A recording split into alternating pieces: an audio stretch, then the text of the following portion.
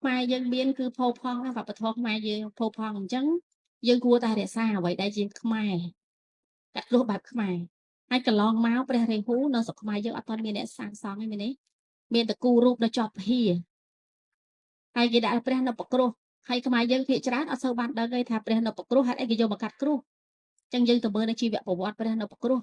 តែហេតុអីបានគេយកព្រះនៅប្រគ្រោះមកកាត់គ្រោះបានតែព្រះរាហូដាក់មកកន្លែងទីធ្លាសាធារណៈបែបនេះជាក្នុងកន្លែងទីសក្ការៈបែបនេះបានតែហាមជាព្រះរាហូទៅដាក់លើអាសនៈខ្លួនឯងព្រោះកាលណាយកព្រះរាហូទៅដាក់លើអាសនៈខ្លួនឯងអាហ្នឹងសយព្រះនៅប្រគ្រោះតែបើសិនជានៅបែបនេះយើងមកកាត់គ្រោះនឹងយើងហេមិនមែនដាក់គោរពចុកខ្លួនទេអញ្ចឹងព្រះរាហូមែនតែនការកាត់គ្រោះគេនិយមកាត់គ្រោះនៅថ្ងៃពហុសុំទោសថ្ងៃពុធកាត់គ្រោះថ្ងៃពុធពាក្យច្រើនគេកាត់គ្រោះពេលយប់ហើយបើពេលថ្ងៃគឺចន្លោះពីម៉ោង11ទៅដល់ម៉ោង1រសៀល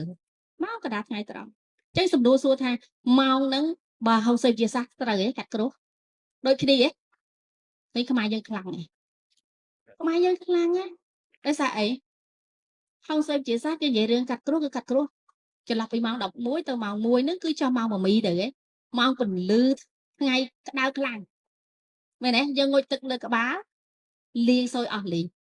ចាំព្រះរាហូគេកាត់មកស្មើនឹងដូចគ្នាពេលយើងកាត់យើងឈរកណ្ដាលថ្ងៃក្តៅចេះ clean អស់អញ្ចឹងយើងមើលហុងសុយជាសាសនិងជំនឿសាសនារបស់ខ្មែរស្តៀងគ្នាស្តៀងតែដោយសារអី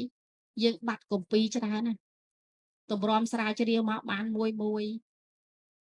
គេយកអស់ហើយ